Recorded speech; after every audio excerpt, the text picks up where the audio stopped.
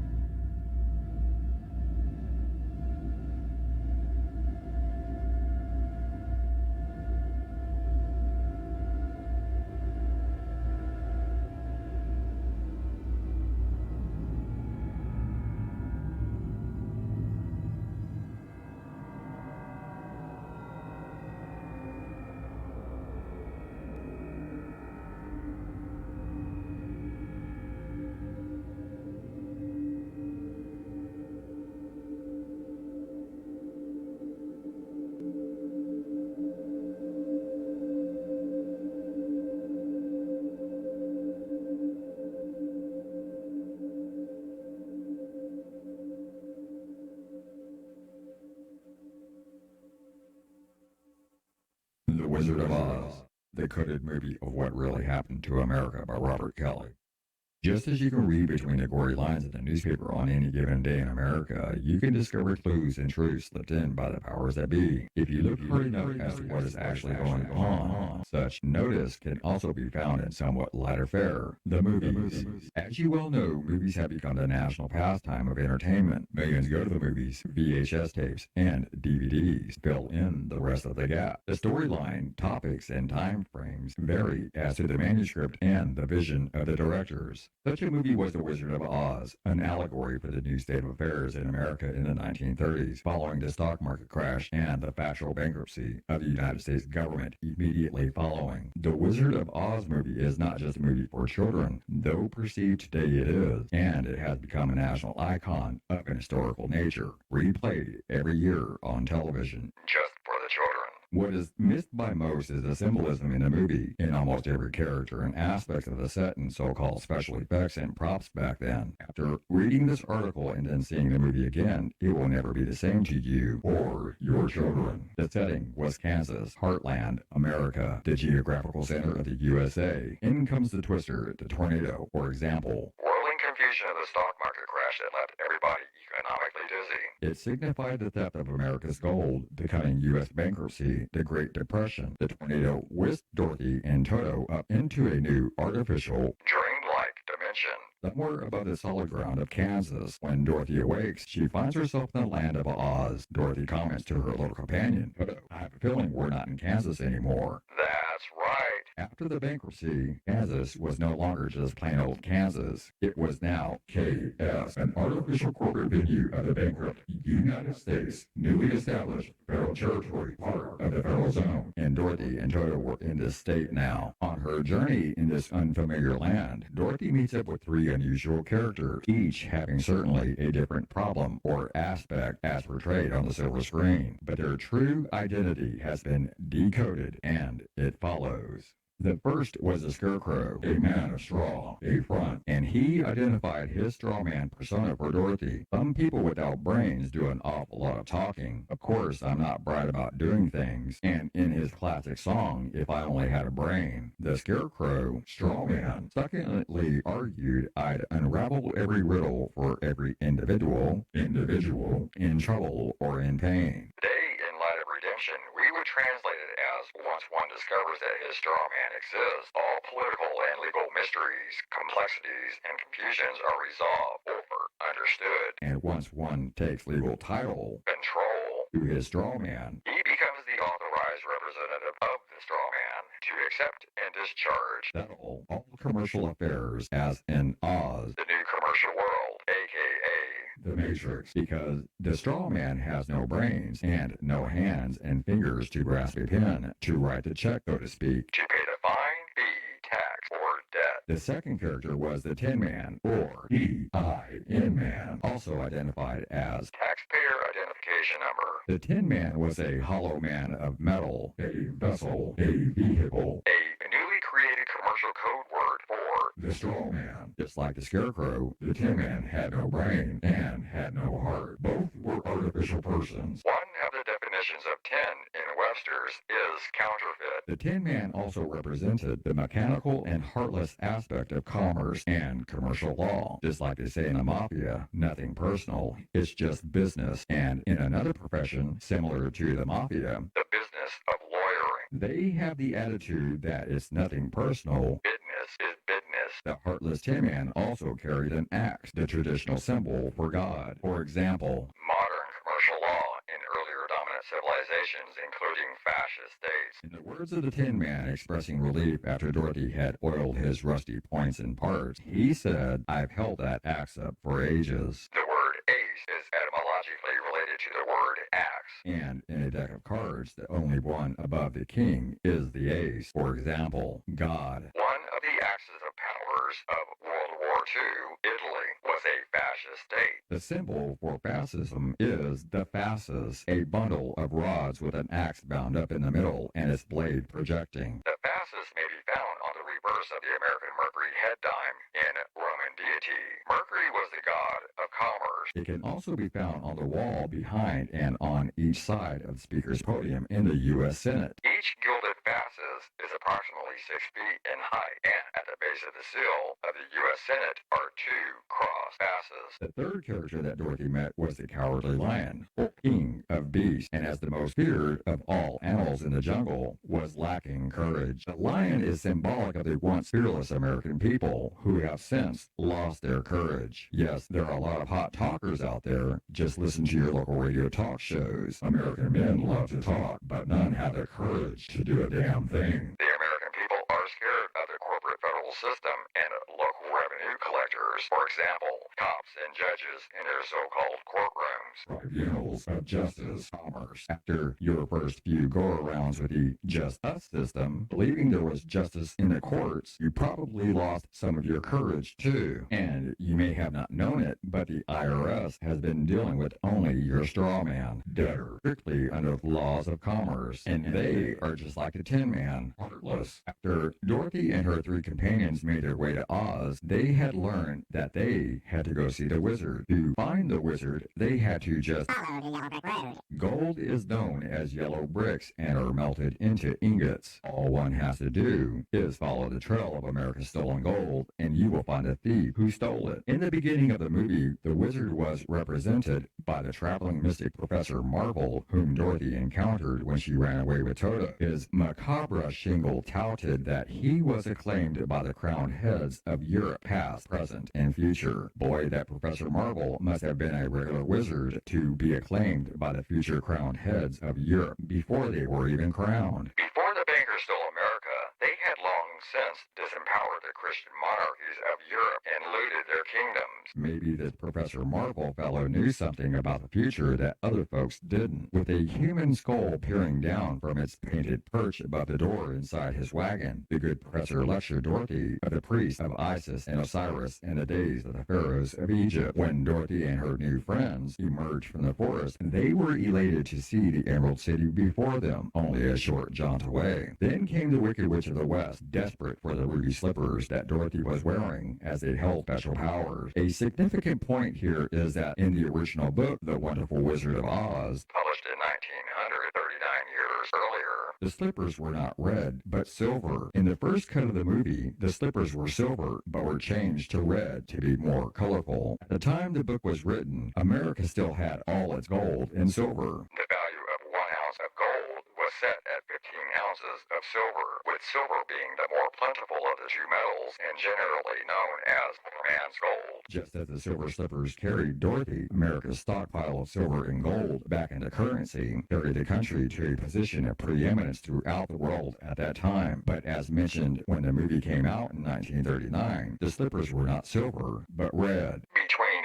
1916 and 1933, most of America's gold was rounded up by the privately owned Federal Reserve banks and shipped off to the Fed owners in England and Germany. The reason for this was that Federal Reserve notes could be redeemed in gold, and the use of Federal Reserve notes carried an interest penalty that could only be paid in gold. The American people were defrauded into trading their gold for worthless paper with green ink on it. Our previous currency, United States notes, carried no such interest requirements, but such was the bargain that came with the Federal Reserve notes. The reason JFK was murdered was because he was reissuing United States notes interest-free. Go to any coin store and see or buy a 1963 U.S., not Federal Reserve, note. When the bankruptcy was declared in 1933, Americans were required, misdirected, to turn in all gold coin, gold bullion, and gold certificates by May 1st, known as May Day. The birthday of communism in Bavaria in 1776, the birthday of the IRS, and celebrated worldwide as the International Workers' Holiday,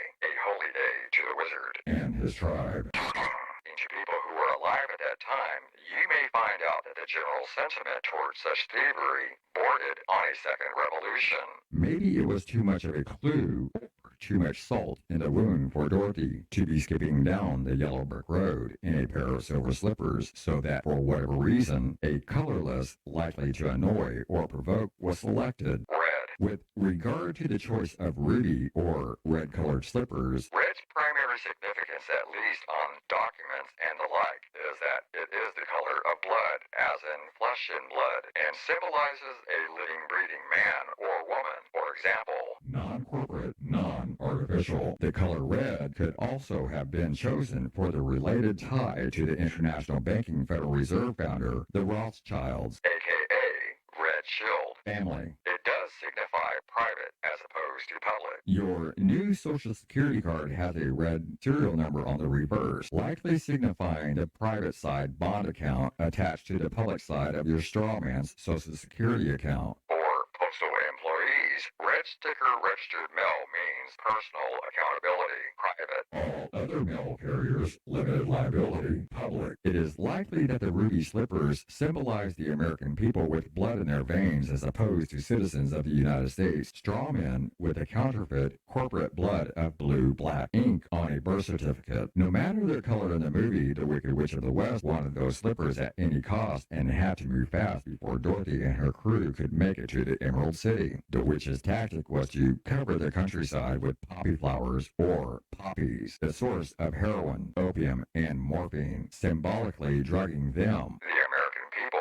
into unconsciousness and then waltz in and snatch the slippers. In other words, the best way to subjugate the American people and boost the goods was to dull their senses by getting them hooked on drugs. Note, LSD was created the same year, 1939, by Dr. Albert Hoffman. The poppies, drugs, worked on Dorothy, the lion, and Toto, our flesh and blood friends, but had no effect on the Scarecrow or the Tin Man, the artificial entities. The two of them cried out for help, and Glinda, the Good Witch of the North, answered their prayers with a blanket of snow, aka cocaine, a stimulant nullifying the narcotic effect of the poppies, opium, on Dorothy, the lion, and Toto. At this writing, aside from marijuana, the two most available drugs on the streets of America are heroin and cocaine in their various forms. As they all scampered toward Emerald City, the city of green, Federal Reserve notes, the new fiat money, or money by decree, we heard the Munchkins singing on the glory of the wizard's creation. You're out of the woods, you're out of the dark, you're out of the night. Step into the sun, step into the light. Keep straight ahead for the most glorious place on the face of the earth or the stars. The foregoing jingle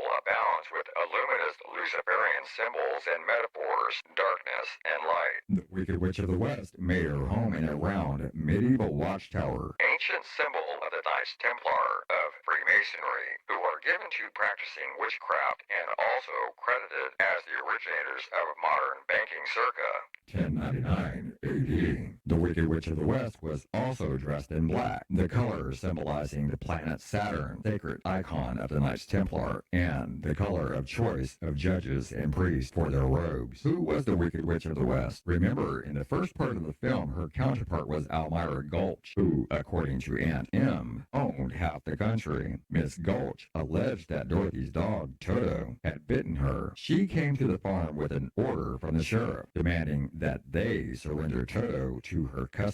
Aunt Em was not immediately cooperative and answered Miss Gulch's allegations that Toto had bitten her with, "He's really gentle with gentle people, that is." Could gentle really mean Gentile? When Miss Gulch defied them to withhold Toto and go against the law, dear old Aunt Em was relegated to pushing the party line for Big Brother. She dutifully succumbed to the pressure and counseled Dorothy reluctantly. Does this sound like most American people? "We can't go against the law, Dorothy. I'm afraid poor Toto will have to go." When Dorothy refused to surrender Toto, Miss Gulch lashed out. "If you don't hand over that dog, I'll bring a damn suit that'll take your whole farm." Today, 70% of all attorneys in the world reside in the West America, to be exact, and 95% of all lawsuits in the world are filed under U.S. jurisdiction. The Wicked Witch of the West and Miss Gulch, dear friends, represent judges and attorneys. Sample the American legal system, including the attorney-run U.S. Congress. They are the executioners and primary henchmen for transferring all wealth in America from the people over to the banks and the government. The Wicked Witch of the West wanted the silver slippers, the precious metals, and her counterpart, Miss Gulch, wanted to take Toto. What does the word Toto mean in attorney language? For example, Latin. Everything. Dorothy and her three companions finally made their way to the Emerald City. They sought an audience before the wizard, were taken inside and brought before the wizard a gigantic image speaking in a loud voice behind glass, similar to smoke and mirrors. Dorothy and the gang fell for the wizard's illusion, power, and commands in the beginning, but it was little Toto who, by his instinct, pulled the curtain back to expose the fraud of the wizard. A frontman for the wizard. An agent for the fiction. This wizard the people feared. The wizard, this gigantic image speaking in a loud voice behind glass, could very well symbolize, with the advent of television, the power of government speaking lies before the people via TV. Because if the people saw it on TV,